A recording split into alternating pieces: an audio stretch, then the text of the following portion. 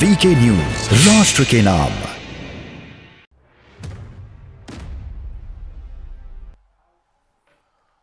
नमस्कार, सवाल देश का देख रहे हैं आप। मैं हूं आपके साथ हेमंत केवलिया। सवाल देश का एक ऐसा कार्यक्रम है जिसमें देश के उन तमाम सवालों को उठाया जाता है जो जनता की आवाज बनकर उभरते हैं। उन ज्वलंत मुद्दों पर हम करते हैं सवाल जवाब।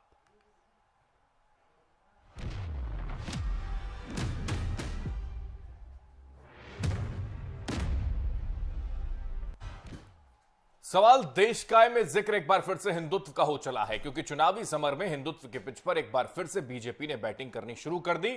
तो फिर से विपक्ष ने राम के नाम की राजनीति पर ही सवाल दागे, और यही वजह है कि विपक्ष को बीजेपी ने मंदिर मंदिर के चक्कर लगाने के लिए मजबूर कर दिया।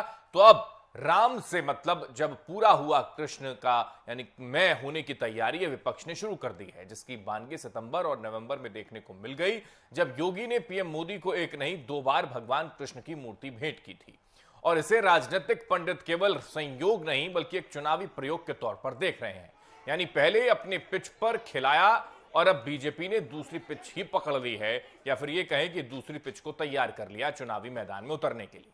यही वजह है कि बीजेपी के कद्दावर नेताओं ने हरे रामा के बाद अब हरे कृष्णा बोलना शुरू किया। चाहे वो खुद सीएम योगी आदित्यनाथ हों, जो राम के बाद कृष्ण का जिक्र कर बैठे, तो वहीं सूबे के डिप्टी सीएम का अगर जिक्र करें तो कुछ दिन पहले उन्होंने कहा था अयोध्या हमारी है, अब मथुरा की बारी है। 2022 में श्री राम, 2024 में कृष्ण बनाएंगे काम। कुल मिलाकर यूपी की सियासत में हरे राम के बाद हरे कृष्ण सुनाई देने लगा है।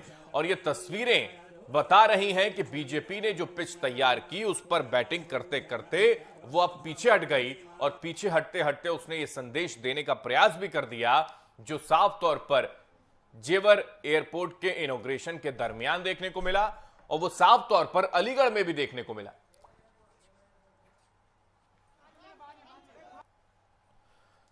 और यह साफ तौर पर समझ में उस वक्त आया कि योगी आदित्यनाथ की ओर से देश के प्रधानमंत्री यानी कि नरेंद्र मोदी को जो मूर्ति सौंपी गई, जो मूर्ति दी गई, वो भगवान श्री कृष्ण की थी। भगवान श्री कृष्ण का जिक्र होना उत्तर प्रदेश के चुनावों से पहले शुरू हो चुका है, जो साफ तौर पर यह संकेत देता है कि क्या अयोध्या में राम की तैयारी हो गई और अब भगवान कृष्ण की बारी है, जिसका ट्विटर पर ट्वीट डिप्टी सीएम ने भी कर दिया था। क्या योगी आदित्यनाथ ने अक्टूबर में कहा है, जरा वो सुनाते हैं आपको।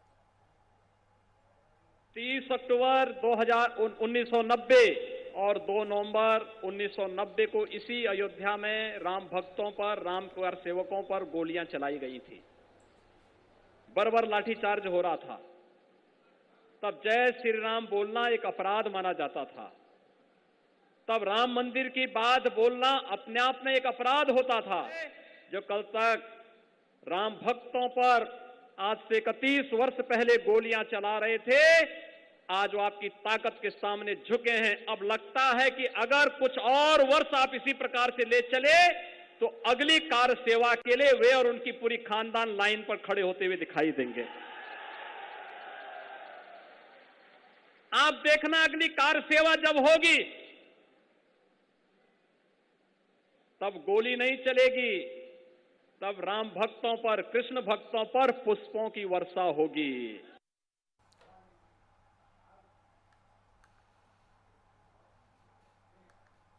दरअसल जो अयोध्या में 1992 में हुआ, ऐसा बिल्कुल नहीं होने वाला।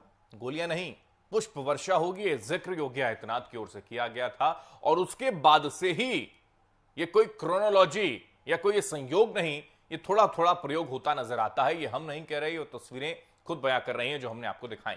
एक इसी को लेकर हम भी सवाल पूछ रहे हैं कि क्या वाकई बीजेपी के सियासी पिच में विपक्ष को फंसाने का प्रयास हुआ है। सवाल यह भी कि क्या राम भक्ति के लिए बीजेपी ने विपक्ष को मजबूर कर दिया कि आप आइए और मत्था टेकिए अयोध्या में आकर, जैसा कि देखने को मिल रहा है, चाहे वो अरविंद केजरीवाल हो या फिर कोई और। बार बार कृष्ण की मूर्ति भेंट करने के मायने क्या है, यह भी बहुत ज्यादा जरूरी है, जो राजनीतिक पंडित उठा रहे हैं। राम के नाम पर राजनीतिक खत्म, क्या कृष्ण पर शुरू, यह माना जाए, जिसकी शुरुआत कर दी है, जैसा कि राजनेताओं की ओर से बीजेपी पर आरोप लग रहे हैं। हिंदुत्व के नाम पर फिर से 2022 की चुनावी जंग आखिर कौन करना चाहता है, क्या ये मान ले कि हिंदुत्व के नाम पर ही 2022 का चुनाव होगा?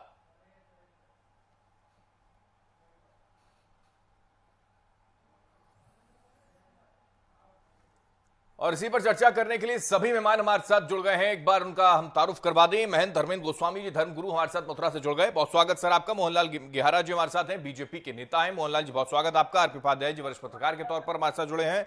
शिवानी दुर्गा जी हमारे साथ है, हिंदू धर्मगुरु, बहुत स्वागत आपका भी। और ओमकार नाथ सिंह कांग्रेस से हमारे साथ जुड़ गए। ओमकार नाथ जी आपका बहुत स्वागत है।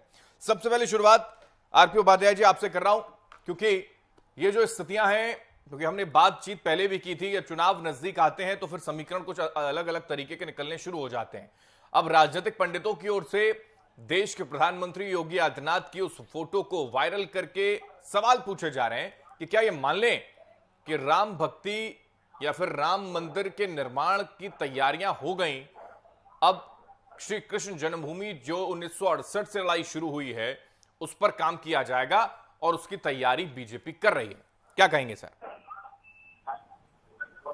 देखिए, जिस तरीके से इलेक्शन नजदीक आता चला जा रहा है, तो मैं देख रहा हूँ, एक तो होता है कि विकास के नाम पर, काम के नाम पर हम वोट मांगे, और जब हमें लगता है कि जनता विकास के नाम पर और काम के नाम पर वोट नहीं करेगी, तो भी धर्म के नाम पर, राष्ट्र के नाम पर,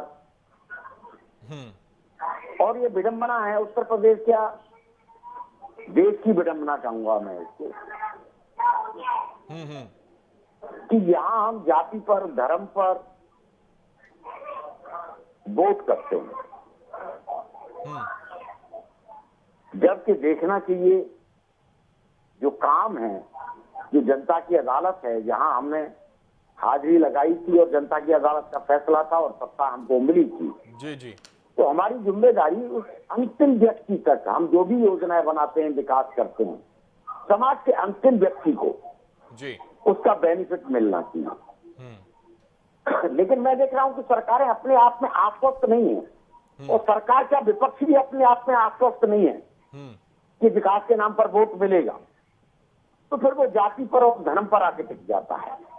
इस समय जो हालात उत्तर प्रदेश के हैं,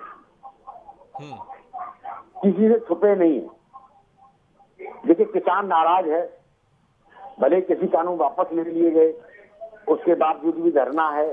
ठीक है, लेकिन आरपी उपाध्याय जी, क्योंकि जो एजेंडा है बीजेपी पार्टी का था उस पर अगर वो काम कर रही है तो उसमें आपत्ति क्यों होनी चाहिए? आपत्ति विपक्ष को क्यों होनी चाहिए? देखिए, विपक्ष को आपत्ति नहीं होनी चाहिए, आपत्ति किसी को नहीं होनी चाहिए, लेकिन फिर भी है, ये यथार्थ है। और जिस तरीके से इलेक्शन सबसे ऊपर है जी, और वहां देखेंगे पेट्रोल डीजल के दाम और बेरोजगारी और किसानों की ये समस्याएं, ओके, तो ये कहीं ना कहीं सरकार को इस तरीके से विचलित करती हैं कि शायद ये सबका वोट नहीं करेगा, और जब वोट ही नहीं करेगा सरकार कहां से बनेगी। ठीक। तो इसलिए सरकार फैसला लेती है कि ठीक है, फिलहाल इन सब मुद्दों को छोड़कर धर्म के नाम पर आया जाए। और देखिए, ये गलत नहीं है जी, भी राम मंदिर तोड़कर वहां मस्जिद बनाई गई। आप देखेंगे भी कृष्ण जन्मस्थली उसके बराबर में मस्जिद है। ये मस्जिदें मंदिरों को ऊपर ही क्यों है? ये भी एक विचारणीय प्रश्न है। ठीक है, बिल्कुल। और ये हर किसी के जहन में आता है, हर बार आता है, लोग भी सोचते हैं इस पर, लेकिन केवल वो सोच कर रह जाते हैं, क्योंकि अगर ऐसा होता तो स्थितियां आज भी ऐसी नहीं होती कि कुछ संत समाज के लोग वहां पर सामने आ जाएं और श्री कृष्ण जन्मभूमि के सामने जय श्री राम के नारे भी लगे और उसमें 5 लोगों को हिरासत में भी लिया गया और उन्होंने कहा कि आज नहीं तो कल मस्जिद को तोड़ा जाएगा। हालांकि ये विवादित है और उसी को लेकर प्रशासन ने काम भी किया। ठीक है, मैं लौट रहा हूं आरपी उपाध्याय जी आपके पास, और हमारे साथ शिवानी जी। एक चीज मैं बता दूं, हाँ, जो व्यवहार सरकार है जी या सरकारी तंत्र हिंदुओं के साथ, हिंदुओं के पूजा स्थल के साथ और हिंदुओं के आराध्य के साथ करता है, हाँ। दूसरे किसी धर्म के खिलाफ बोल के देखो, ईसल्ला खान उन्हें आपने देखा पाकिस्तान में श्रीलंकाई नागरिक को इसलिए बेरहमी से मार दिया गया जी, तो इस निंदा कर रहा था, जबकि वो उसने किया भी नहीं।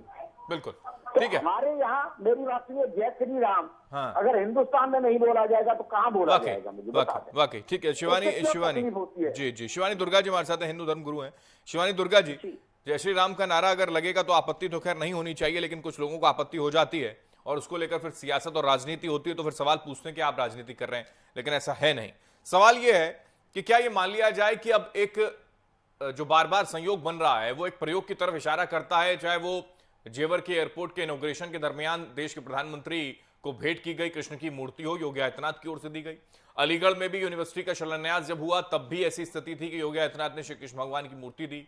कुछ दिन पहले डिप्टी सीएम 6 दिसंबर से पहले 1 तारीख को कहते हैं कि अयोध्या तैयार, इस बार मथुरा की तैयारी है। इस तरीके का ट्वीट उनकी तरफ से किया गया। तो क्या ये तस्दीक है, ये संकेत है कि आने वाले वक्त में यह भी संभव होगा जो केवल सपने के तौर पर था?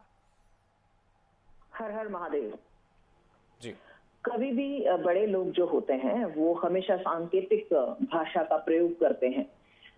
भगवान श्री राम के समय से जब अयोध्या का भी शिलान्यास होना था, उससे पहले भी जब उसके लिए लड़ाई चल रही थी, उससे पहले भी भगवान श्री राम के आने से पहले उनके आने की तैयारी हो रही थी। इसी तरह से भगवान श्री कृष्ण के आने की ये तैयारी है और ये सांकेतिक भाषा में बताया जा रहा है। अभी महाशय महानुभाव कह रहे थे कि इसको जो है उसी समय मतलब मस्जिद तोड़कर दूसरे धर्म के लोगों को नुकसान पहुंचाकर, इनडायरेक्टली उनका यही इशारा था ना कि इन दूसरे धर्मों को जो है नुकसान ना पहुंचाया जाए। मस्जिद जो है वहां पर है तो दूसरी जगह स्थापित कर दी जाए और वहां पर जो है मंदिर स्थापित कर दिया जाए। तो ये मुझे समझ में नहीं आता कि दूसरा धर्म है कौन सा। एक ही तो धर्म है सनातन, जिसमें से निकली हुई सारी शाखाएं हैं। तो हमेशा हर बार इस बात को क्यों लाया जाता है, दूसरे धर्म को बचाने का प्रयास क्यों किया जाता है? दूसरा कोई धर्म ही नहीं है तो उसको बचाने का प्रयास भी क्यों किया जाता है? हमारे यहाँ मुगल आए, अभी बीच में एक प्रश्न उठा, आपने ही कहा कि हमेशा मस्जिद के ऊपर ही मंदिर क्यों बनाया गया। तो ये तो सिंपल सी बात है, मुगल आए, उन्होंने मंदिरों के ऊपर मस्जिद बनाई तो मस्जिद तोड़कर ही मंदिर बनाया जाएगा ना। उसका जो रूट है वो तो सनातन है ना।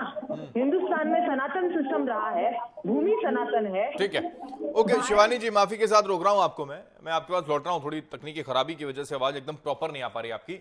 हमारे साथ ओमकार नाथ सिंह कांग्रेस से हमारे साथ जुड़े हुए हैं। ओमकार जी, किस तरीके से फिलहाल की स्थितियों को आप भाप पा रहे, देख पा रहे हैं कि राम भक्ति के लिए पहले मजबूर किया और अब खुद बीजेपी जो है वो कृष्ण में होती नजर आई, ऐसी स्थितियां हैं, क्या लगता है आपको? देखिए, एक तो आपने हमको गलत बुलाया। यहाँ पे संत महात्मा लोग बैठे हैं और विद्वान पत्रकार बैठे हैं। कोई राजनीतिक दल है नहीं, राजनीतिक कोई बात नहीं है। ये भगवान की बात है, भगवान की आस्था की बात है और वो बड़ी अच्छी चीजें बता रही थी। बेहतर होगा कि उन्हीं से सुनिए और संत महात्माओं का सुनिए इन लोगों की बात को। और इसमें आपसे जुड़ा इस वजह से है क्योंकि राम भक्ति के लिए मजबूर विपक्ष को कर दिया, जिसका जिक्र राशिद अल्वी जैसे बड़े नेता करते हैं। ओमकार जी, राशिद अल्वी जैसे बड़े नेता करते हैं कि हमें राम भक्ति के लिए मजबूर किया। मजबूर करेंगे राम भक्ति के लिए? नहीं, वो कह रहे हैं, मैं नहीं कह रहा सर। राशिद अल्वी का बयान है, उन्होंने कहा था सर। मजबूर करेगी या भारतीय जनता पार्टी मजबूर करेगी, ये अगर वो समझते हैं। सर ये तो वरिष्ठ नेताओं की सोच है, आपके वरिष्ठ नेताओं की सोच है सर। भाई चलिए, कम से कम उन्होंने ही हमको राम कहना सिखा दिया। इसके पहले तो हम राम जानते ही नहीं थे। हाँ, इसके पहले हम राम नहीं जानते। नहीं, मेरा सवाल वही है। तो हम उनका स्वागत करते हैं, हम उनका धन्यवाद देते हैं और हमको इस बहस से अलग कर लें, क्योंकि हम इस तरह की हमको चिंता इसकी नहीं है। जैसे हमारी अभी माता श्री ने कहा, उन्होंने ये कहा कि हिंदू ही धर्म है। अगर यही हिंदू ही धर्म है तो जो हिंदू बेचारे विदेशों में रह रहे हैं, जो अपना जीवन यापन कर रहे हैं, अगर वहां के रहने वाले लोग और धर्म के मानने वाले लोग वो भी मानने लगे इसको, यहाँ पर तो वही धर्म है जिसको वो जानते हैं, तो उन बेचारों का भविष्य क्या होगा? तो उनके भविष्य की भी चिंता हमको हो रही है, यहाँ पर जो लोग हैं उनके भविष्य की भी चिंता हो रही है। और जैसा हमारे पत्रकार बंधु ने बताया कि ये तो बड़ा अच्छा खेल खेल रहे हैं कि भगवान का नाम लेते रहो और वोट लेते रहो, खाने को आपको मिले चाहे न मिले, नौकरी मिले चाहे न मिले, विकास हो चाहे ना हो, कोई फर्क नहीं पड़ता है। तो आप ये बहस कराइए, मैं इस बहस से कांग्रेस पार्टी का क्या स्टैंड है? कांग्रेस पार्टी क्या कहना चाहती है कि राम भक्ति कर ली हमने और कृष्ण भक्ति करेंगे या फिर नहीं करेंगे? इस पर क्या कहेंगे आप? हम तो करते थे, लेकिन अब उनको वो कह रहे हैं कि वही कराएंगे तो हम करेंगे, तो हम वो भी कर लेंगे।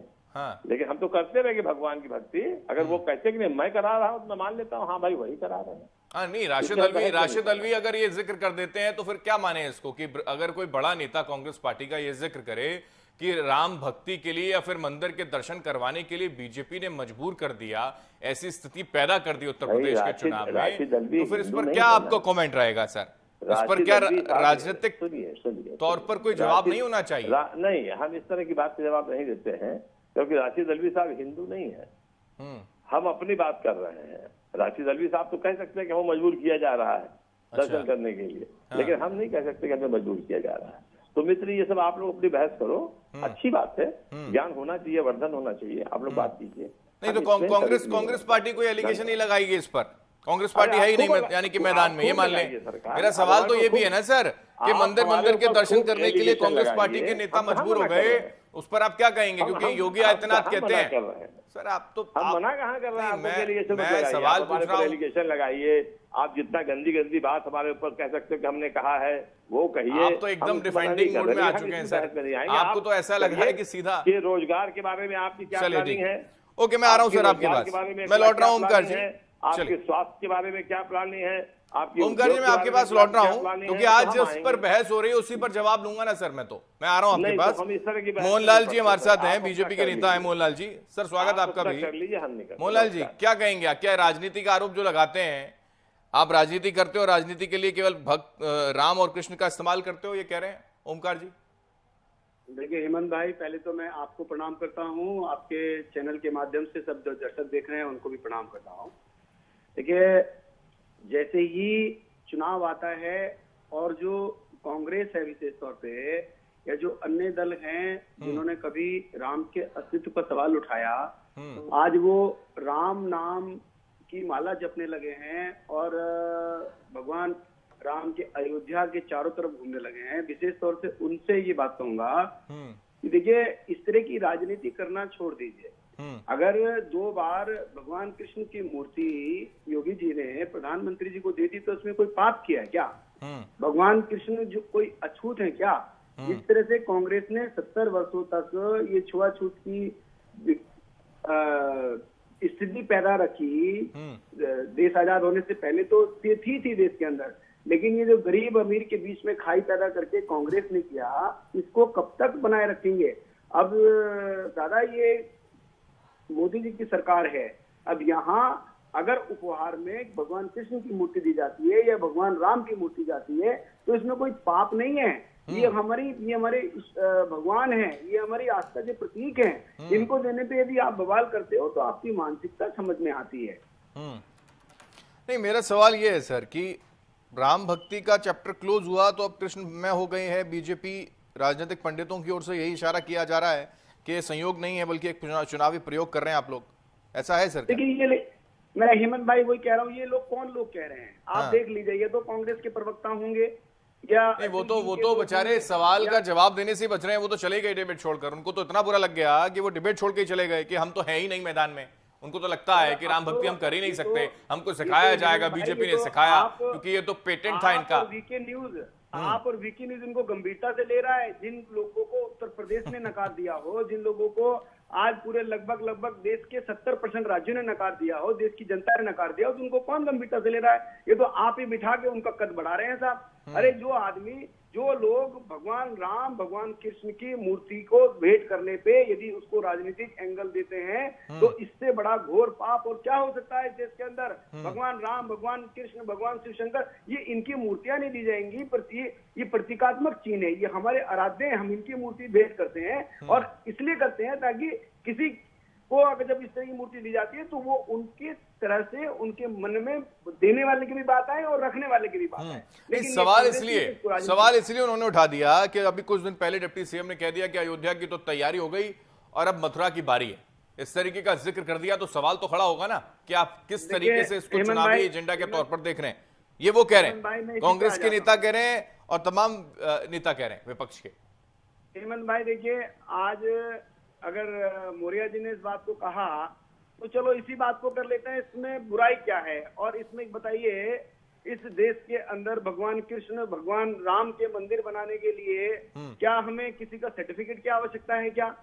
और जब भगवान राम का मंदिर बनाने मतलब एक तरह से लड़ते लगभग 500 वर्ष हो गए, 500 वर्षों में अदालत के माध्यम से जो निर्णय निकला तो क्या उसके लिए भी 500 वर्ष लगेंगे क्या? क्या उसकी आवाज उठाना, क्या ये बात है क्या? भगवान राम का और भगवान कृष्ण का मंदिर अगर भारत में नहीं होगा तो कहाँ होगा भाई? उन्होंने मौर्य जी ने कौन सी गलत बात कह दी? या अगर कोई बात इस तरह की आती है तो कहाँ गलत कहाँ है बताइए मुझे।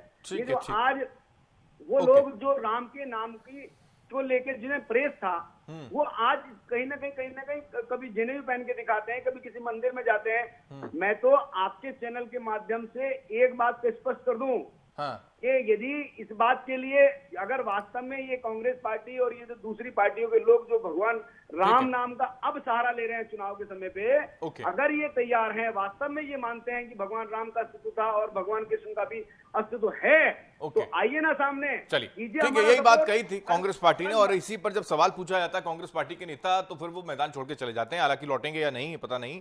फिलहाल छोटे से ब्रेक के लिए लौट रहे हैं। लगातार इस पर बहस करेंगे और समझने की कोशिश भी की जाएगी कि आखिर राम भक्ति के बाद अब कृष्ण में होती बीजेपी नजर आ रही है, तो इसके सियासी मायने हैं क्या? ब्रेक के बाद।